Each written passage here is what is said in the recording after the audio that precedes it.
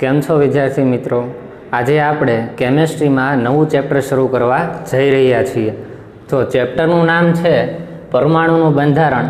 એને ઇંગ્લિશમાં કહેવું હોય તો કહી શકાય એટોમિક સ્ટ્રક્ચર. પ્રથમ ચેપ્ટર આપણે કમ્પ્લીટ કર્યું. પ્રથમ ચેપ્ટર એ તમારા માટે ખૂબ મહત્ત્વનું છે, કારણ કે જો પ્રથમ ચેપ્ટર તમને આવડશે તો ફિઝિકલ કેમેસ્ટ્રીના બીજા ચેપ્ટર તમને ઇઝી પડશે. અને બીજી રીતે જોવા જઈએ તો નીટ અને JEEની દ્રષ્ટિએ જોશું તો એ ચેપ્ટરનું મહત્ત્વ ખૂબ વધારે છે. અને તમે બીજી કોઈ પણ કોમ્પિટિટિવ એક્ઝામની તૈયારી કરતા હો તો તેમાં પણ આ ચેપ્ટરમાંથી ઘણીવાર ક્વેશ્ચન પૂછાય છે. એટલે પ્રથમ ચેપ્ટર એના શક્ય હોય તેટલા MCQ તમારે સોલ્વ કરવા. હવે આપણે આજે જે નવું ચેપ્ટર શરૂ કરવા જઈ રહ્યા છીએ એ પરમાણુના બંધારણ વિશેનો અભ્યાસ કરીશું. હવે જો પરમાણુનું બંધારણ આ ચેપ્ટરમાં આપણે શું શું ભણશું, તો નામ ઉપરથી તમને ખ્યાલ આવશે કે આ ચેપ્ટરમાં પરમાણુ વિશેનો સંપૂર્ણ અભ્યાસ આપણે કરવા જઈ રહ્યા છીએ. તો પરમાણુ એટલે શું થાય એના વિશેની માહિતી તો તમને છે જ. પહેલા ચેપ્ટરની અંદર જ આપણે ભણી ગયા અણુ કોને કહેવાય, પરમાણુ કોને કહેવાય, આયન કોને કહેવાય. અહીંયા આપણે કોની વાત કરવાની છે? પરમાણુ વિશેની વાત કરવાની છે. તો જુઓ, પરમાણુને આપણે ઇંગ્લિશમાં કહેવું હોય તો શું કહી શકાય? એટમ કહેવાય. અહીંયા આપણે લખ્યું છે, જો પરમાણુને ઇંગ્લિશમાં આપણે શબ્દ વાપરીએ છીએ એટમ. એટમ છે એ ગ્રીક શબ્દ એટોમિયો ઉપરથી આવેલો છે. એનો મિનિંગ શું થાય? જો ટોમિયોનો મિનિંગ થશે વિભાજન થઈ શકે તેવું, પણ અહીંયા એ લાગેલો છે એનો મિનિંગ શું થશે? ન થઈ શકે તેવું. અંગ્રેજી શબ્દની આગળ એ લાગે એટલે વિરોધી થઈ જાય. તો આપણે કહી શકાય કે એટમ એટલે શું? કે જેનું વિભાજન ન થઈ શકે તેવા ઘટકોને શું કહેવામાં આવે? એટમ તરીકે ઓળખવામાં આવશે. તો આપણે પ્રથમ ચેપ્ટરમાં ડાલ્ટનનો પરમાણુય સિદ્ધાંત ભણી ગયા છીએ. તો ડાલ્ટને શું કીધું હતું? પરમાણુ એ શું છે? દ્રવ્યનો અતિ સૂક્ષ્મ કણ છે. કોઈ પણ દ્રવ્ય લ્યો, એના ભાગ પાડતા જ જાઓ, છેલ્લે તમારી પાસે જે સૂક્ષ્મ કણ વધે કે જેનું હવે વિભાજન શક્ય નથી, તેને ડાલ્ટને શેના તરીકે લીધો? પરમાણુ તરીકે લીધો. તો ડાલ્ટને શું કીધું હતું? જો ડાલ્ટને 1803ની સાલમાં તેનો પરમાણુય સિદ્ધાંત આપ્યો હતો. એમાં કંઈક એવું કીધું હતું કે દ્રવ્યનો અતિ સૂક્ષ્મ કણ કે જેનું વિભાજન ન થાય તેને પરમાણુ તરીકે ઓળખવામાં આવે છે. તો જો આ જે વાત હતી એ 19મી સદીની વાત છે. 19મી સદીના અંતની આ બધી વાત છે કે ડાલ્ટને શું કીધું કે પરમાણુ વિશે જો સૌ પ્રથમ માહિતી આપનાર વૈજ્ઞાનિક હોય તો એ કોણ છે? ડાલ્ટન છે. તો ડાલ્ટને પરમાણુ વિશેની શું માહિતી આપી? કે કોઈ પણ દ્રવ્ય હોય તેનો અતિ સૂક્ષ્મ ભાગ અથવા તો અતિ સૂક્ષ્મ કણ કે હવે એનું વિભાજન શક્ય ન હોય તો તેને તમે શું કહેશો? પરમાણુ તરીકે ઓળખો છો. હવે જો અત્યારના સમયમાં તમને ખ્યાલ છે કે ધોરણ 10માં તમે ભણી ગયા છો કે પરમાણુની અંદર શું રહેલા હોય? પ્રોટોન અને ન્યુટ્રોન. એ કેન્દ્રમાં હશે અને ફરતા કોણ હોય? ઇલેક્ટ્રોન. જ્યારે 19મી સદીની વાત કરીએ તો ત્યારે તો કંઈ ખ્યાલ હતો નહીં કે પરમાણુ છે એનું વિભાજન શક્ય છે. તો શરૂઆતમાં બધા વૈજ્ઞાનિકો એવું માનતા કે પરમાણુ છે કેવો છે? તેનું વિભાજન ન થઈ શકે એટલે કે અવિભાજ્ય છે. પણ હાલના સમયમાં તમને ખ્યાલ છે કે પરમાણુ છે એને શું કરી શકાય છે? તોડી પણ શકાય છે. તેમાંથી ઇલેક્ટ્રોન પણ મેળવી શકાય, પ્રોટોન પણ મેળવી શકાય અને ન્યુટ્રોન પણ મેળવી શકાય છે. પણ આ તો આપણે 21મી સદીમાં જાણીએ છીએ. 19મા સદીમાં તેના વિશેનો કંઈ ખ્યાલ હતો નહીં. હવે જો ધીરે ધીરે શું થયું? પરમાણુ વિશેનો અભ્યાસ આગળ વધતો ગયો તેમ અલગ અલગ વૈજ્ઞાનિકોએ પરમાણુ માટેના અલગ અલગ પ્રયોગો કર્યા અને અલગ અલગ પોતાના માટેના એના નિયમો રજૂ કર્યા. તો પછી પ્રશ્ન એ થાય કે પરમાણુનું વિભાજન થાય છે કઈ રીતે ખબર પડે? તો આપણે અહીંયા એક ક્વેશ્ચન લખ્યો છે, જો પરમાણુ જે વિભાજ્ય છે એવો ખ્યાલ કઈ રીતે આવે? તો એના માટે આપણે જોઈએ, એક પ્રયોગ કરીએ. જો શું લઈએ? એબોનાઇટ. એબોનાઇટ એક પ્રકારનું મટીરિયલ છે અથવા તો શું લ્યો? કાચ. તેને રેશમ અથવા તો ચામડા સાથે શું કરવામાં આવે? ઘસવામાં આવે તો શું થાય છે? સ્પાર્ક ઉત્પન્ન થાય છે. હવે જો આ સ્પાર્ક ઉત્પન્ન થાય છે એ શું છે એ તો ખ્યાલ નથી. સ્પાર્ક જે ઉત્પન્ન થાય છે એ શું છે તેના સમયમાં કાંઈ ખ્યાલ હતો નહીં. હવે જો બીજો તમારે એક્ઝામ્પલ લેવો તો તમે શું લઈ શકો છો? તમે બ્લેન્કેટ હોય શિયાળાના સમયમાં તમે જુઓ છો કે બ્લેન્કેટમાં તમે એમ નખ ઘસશો તો ત્યાં સ્પાર્ક જોવા મળે છે. અથવા તો હજી એક સાદું એક્ઝામ્પલ આપું કે પ્લાસ્ટિકની ખુરશી હોય તેમાં તમે બેસો છો અને કોઈ તમે અડે તો શું થાય છે? એક સ્પાર્ક જેવું ઉત્પન્ન થાય છે. તો આ શું છે? તો આના વિશેની માહિતી એ ડાલ્ટન આપી શકતા નહોતા. એ જે સ્પાર્ક ઉત્પન્ન થાય છે એ શું હોઈ શકે? અથવા તો તમે જુઓ છો કે એક આપણે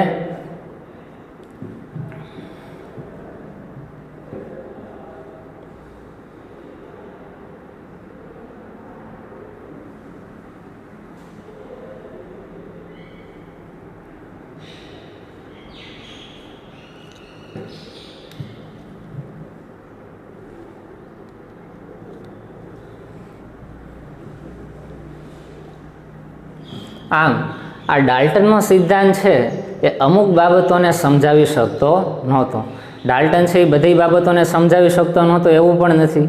તે નિશ્ચિત સંરચનાનો નિયમ છે, દળ સંચયનો નિયમ છે, ગુણક પ્રમાણના નિયમો, એ બધા નિયમોનું પાલન પણ કરતા હતા. પણ અમુક ડાલ્ટનની શું હતી? મર્યાદાઓ પણ હતી કે પરમાણુ છે એનો વિભાજન ન થઈ શકે એ 100% સાચી વાત નથી. કારણ કે શું છે, જો આ કોઈ પણ તમે મટીરિયલ લઈ લો, કાચ લઈ લો અથવા એબોનાઇટ લઈ લો, એ એક પ્રકારનું શું છે? દ્રવ્ય છે. આ દ્રવ્ય શેના બનેલા હોય? એક પરમાણુના જ બનેલા હશે. એવી જ રીતે તમે રેશમ કે ચામડું લઈ લો, તે પણ એક પ્રકારનું શું છે? દ્રવ્ય જ છે. હવે જો આ બંને વચ્ચે જ્યારે ઘર્ષણ ઉત્પન્ન થાય છે ત્યારે સ્પાર્ક ઉત્પન્ન થાય છે. તો આ જે બંને પરમાણુ અથડાતા હોય ત્યારે કંઈક સ્પાર્ક ઉત્પન્ન થાય, તો એ સ્પાર્ક શું છે તેના વિશેની ડાલ્ટન માહિતી આપી શકતા નહોતા.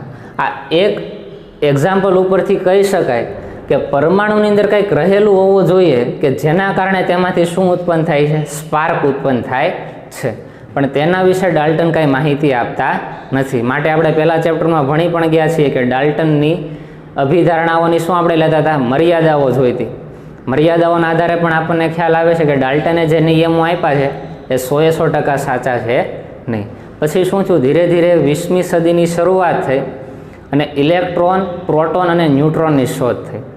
તો હવે જો જેવા ઇલેક્ટ્રોન, પ્રોટોન અને ન્યુટ્રોનની શોધ થઈ એટલે તરત ખ્યાલ આવ્યો કે ડાલ્ટને જે પરમાણુનો સિદ્ધાંત આપ્યો છે એ 100% સાચો છે નહીં. તો હવે પાછા પ્રશ્નો ઉદ્ભવ્યા કે જો પરમાણુની અંદર ઇલેક્ટ્રોન, પ્રોટોન અને ન્યુટ્રોન રહેલા હોય તો તેના સ્થાન શું હોય અને તેની ગોઠવણી કયા પ્રકારની હશે? તો બીજા અલગ અલગ પ્રકારના પ્રશ્નો ઉત્પન્ન થયા. તો અલગ અલગ વૈજ્ઞાનિકોએ તેના અલગ અલગ પરમાણુ મોડેલ રજૂ કર્યા. કે કોઈ એક વૈજ્ઞાનિક આવે છે અને એમ કહે છે કે પરમાણુમાં આ રીતે ઇલેક્ટ્રોનની ગોઠવણી હોય, પ્રોટોનની ગોઠવણી આ રીતે હોય. તો બીજા વૈજ્ઞાનિક શું કરે છે? એનો જે પરમાણુ મોડેલ છે એમાં કંઈક ખામીઓ ગોતે છે અને એમ કહે છે કે આ પરમાણુ મોડેલ 100% સાચું નથી. પાછું એ નમૂનાને શું કરે છે? મોડિફાઈ કરે. એટલે બીજા વૈજ્ઞાનિક આવે અને પાછો બીજો પરમાણુનો મોડેલ આપે. આવી રીતે ધીરે ધીરે પરમાણુ વિશેની આપણને 100% સાચી માહિતી મળે છે. તો આ ચેપ્ટરની અંદર અલગ અલગ વૈજ્ઞાનિકો પોતાના અલગ અલગ પ્રયોગોના આધારે પરમાણુની કઈ રીતે એની વર્તણૂક છે, પરમાણુની અંદર શું રહેલું છે અને તેની ગોઠવણી કઈ રીતની છે તેના વિશેનો અભ્યાસ કરે છે અને તેના વિશેની માહિતી આપે છે. તો આ ચેપ્ટરની અંદર આપણે અલગ અલગ વૈજ્ઞાનિકો આપણે છે કે જેના પરમાણુ મોડેલનો અભ્યાસ કરવાનો છે. એણે પરમાણુ મોડેલમાં શું શું કીધું તેનો અભ્યાસ કરશું. ઇલેક્ટ્રોનની શોધ કઈ રીતે થઈ, પ્રોટોનની શોધ કઈ રીતે થઈ, ન્યુટ્રોનની શોધ કઈ રીતે થઈ અને કયા પ્રયોગથી એણે શોધ કરી તેના વિશેની આપણે આ ચેપ્ટરમાં માહિતી મેળવશું. જો 20મી સદીની શરૂઆતમાં અલગ અલગ ઘણા બધા વૈજ્ઞાનિકો આવ્યા. પ્રથમ જો પરમાણુ વિશેની માહિતી આપી હોય તો તે વૈજ્ઞાનિક કોણ હતા? ડાલ્ટન. પણ ડાલ્ટનનો પરમાણુય સિદ્ધાંત 100% સાચો નહોતો. એટલે પરમાણુ વિશે વધારે ને વધારે રિસર્ચ કરવા માટે અલગ અલગ ઘણા બધા વૈજ્ઞાનિકોએ અલગ અલગ પ્રયત્નો કર્યા અને પ્રયોગોના અંતે ઘણી બધી એમાંથી માહિતી મેળવી. તો બીજા ઘણા બધા વૈજ્ઞાનિકોમાં કોણ આવશે? કે માઇકલ ફેરાડે છે, પછી કોણ છે? જે થોમ્સન. જે થોમ્સન છે એ કોણ છે કે ઇલેક્ટ્રોનના શોધક છે. પછી કોણ આવે છે? ગોલ્ડસ્ટેન કે જે પ્રોટોનની શોધ કરી. પછી આવે છે ચેડવિક કે જેણે ન્યુટ્રોનની શોધ કરી. પછી બોહરનો પરમાણુ મોડેલ આવે, મેક્સ પ્લાન્ક, દ બ્રોગલી સમીકરણ. આ રીતે અલગ અલગ વૈજ્ઞાનિકોએ પોતાની રીતે પ્રયોગો કર્યા અને પરમાણુ વિશેની ડિટેલમાં કંઈક માહિતી આપણને આપી. તો આ ચેપ્ટરની અંદર આપણે એક પછી એક તેના પરમાણુ મોડેલનો અભ્યાસ કરીશું. હવે જો પાછો એક ક્વેશ્ચન આવશે કે અપરમાણવીય કણો કોને કહી શકાય? તો આપણે આનો આન્સર લખીએ. જો અપરમાણવીય કણો એટલે શું? કે જ્યારે પરમાણુનું વિભાજન કરીએ, પરમાણુનું વિભાજન કરતા તેમાંથી કયા કયા કણો મળશે? જુઓ તો પરમાણુનું જ્યારે વિભાજન કરીએ છીએ તો તેના કેન્દ્રની અંદર આપણને શું મળશે? પ્રોટોન. બીજું શું હોય? ન્યુટ્રોન. અને તમને ખ્યાલ છે કે તેની ફરતે કોણ ફરતા હોય? ઇલેક્ટ્રોન. તો આ મુખ્ય કણો થઈ ગયા. તો આ શું છે? બધાય અપરમાણવીય કણો કે જ્યારે પરમાણુનું વિભાજન થાય છે ત્યારે તેમાંથી પ્રોટોન, ન્યુટ્રોન અને ઇલેક્ટ્રોન મળે છે. તેને અપરમાણવીય કણો તરીકે ઓળખવામાં આવે છે. આ જે 3 કણો છે એ મુખ્ય પાયાના કણો તરીકે પણ ઓળખવામાં આવે છે. મુખ્ય પાયાના કણો. બીજા બધા પણ કણો જોવા મળશે પણ તેના વિશેનો આપણે અભ્યાસ કરતા નથી, કારણ કે બીજા જે અન્ય પરમાણુની અંદર ઘટક કણો જે જોવા મળે છે એનું પ્રમાણ ખૂબ ઓછું હોય, એટલે તેનો અભ્યાસ આપણે આ ચેપ્ટરમાં આવતો નથી. તો અપરમાણવીય કણો કોને કહેવાય તેના વિશેની માહિતી પણ તમને મળી.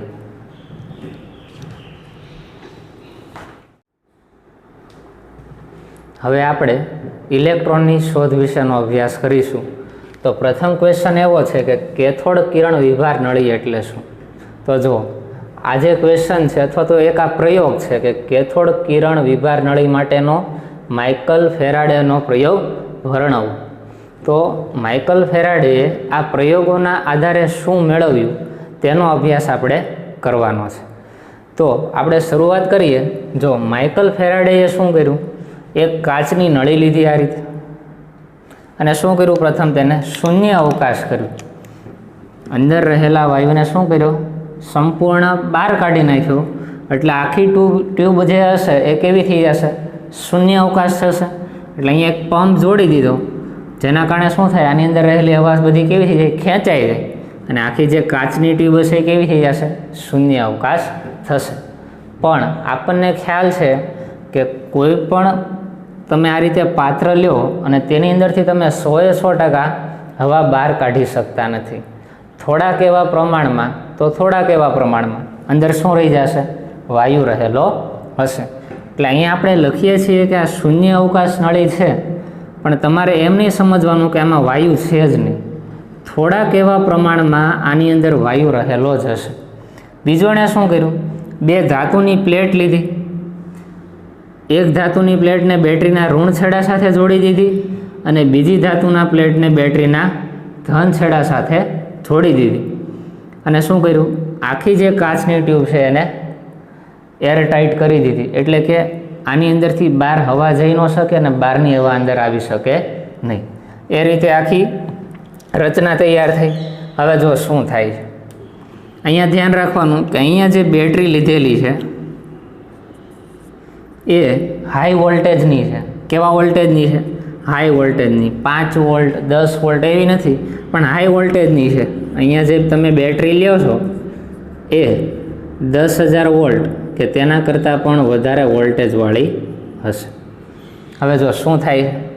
આ રીતે આખી રચના તૈયાર થઈ જાય પછી શું કર્યું એણે? અહીંયાથી બેટરી શરૂ કરી.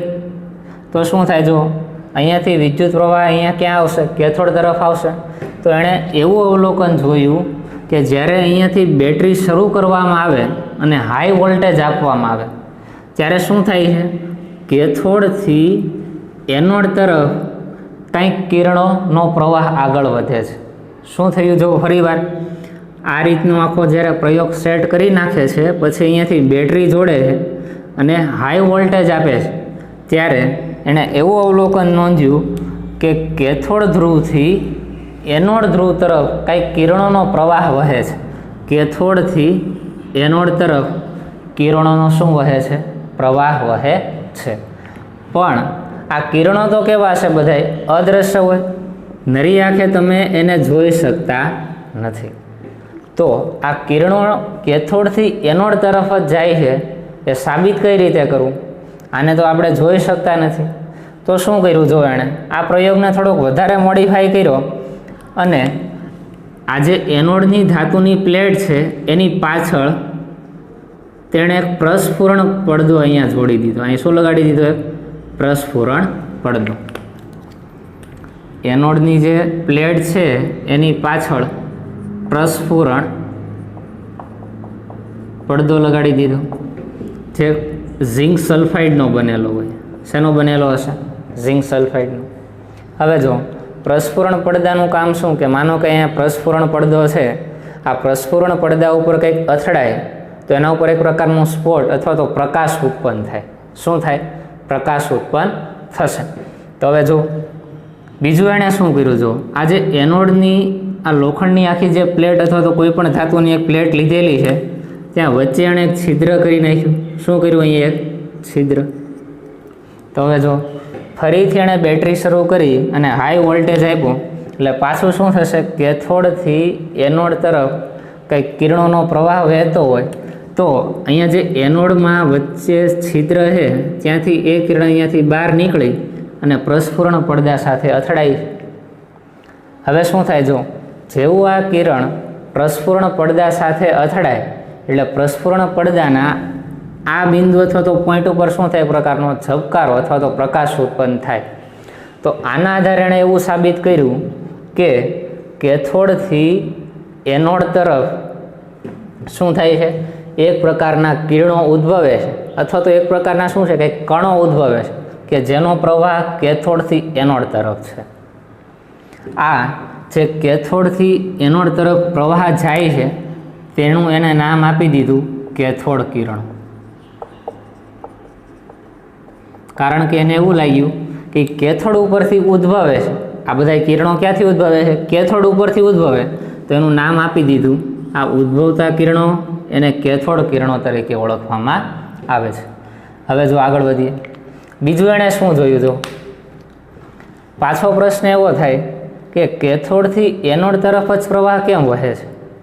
એનોડથી કેથોડ તરફ શા માટે વહેતો નથી? એમાંય પ્રશ્ન થાય. તો એણે જોયું કે આ જે કિરણો છે એ ઋણ વીજભારથી ધન વીજભાર તરફ વહે છે. એનો મિનિંગ એમ કે આ ધન વીજભાર તરફ કંઈક આકર્ષાય. તો તમને ખ્યાલ જ છે કે જો વિરુદ્ધ વીજભાર હોય, એક ધન વીજભાર લઈ લો અને બીજો ઋણ વીજભાર, તો આની વચ્ચે શું થતું હોય? આકર્ષણ થાય. વિરુદ્ધ વીજભાર વચ્ચે શું થાય? હંમેશા આકર્ષણ થાય. અને સમાન વીજભાર વચ્ચે હંમેશા શું થાય? અપાકર્ષણ થાય. તો અહીંયા જે પ્લેટ તમે જુઓ છો એ શું છે? એનોડ છે. આ કેવા ચાર્જની છે? પોઝિટિવ ચાર્જની છે. એટલે આ પોઝિટિવ ચાર્જની પાસે આ કિરણો આવે છે. એનો મિનિંગ એમ કે આ કિરણો છે એ પોઝિટિવ ચાર્જ તરફ આકર્ષાય. તો તમે કહી શકો કે આ જે કિરણો છે એ પોતે કેવા વીજભારિત હોવાના? ઋણ વીજભારિત હોવાના. એટલે બીજું એણે એવું નક્કી કર્યું કે કેથોડ કિરણો છે એક પ્રકારના શું છે?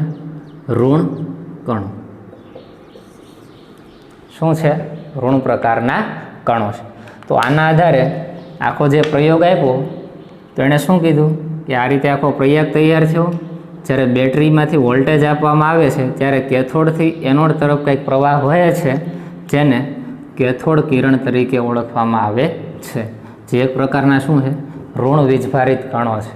જો અહીંયા ધ્યાન રાખજો, આ ઋણ વીજભારિત કણો એ ઇલેક્ટ્રોન જ છે, પણ માઇકલ ફેરાડે તેને નામ આપી શક્યા નહોતા કે આ ઇલેક્ટ્રોન જ છે.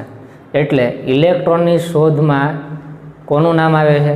થોમ્સનનું નામ આવે છે, ફેરાડેનું નામ આવતું નથી. પણ તમે રિયલમાં જોશો તો આ ઇલેક્ટ્રોનની એક પ્રકારની શોધ જ છે. આ ઋણ કણો ઇલેક્ટ્રોન જ છે, પણ તેના વિશેની એ માહિતી આપી શકતા નથી.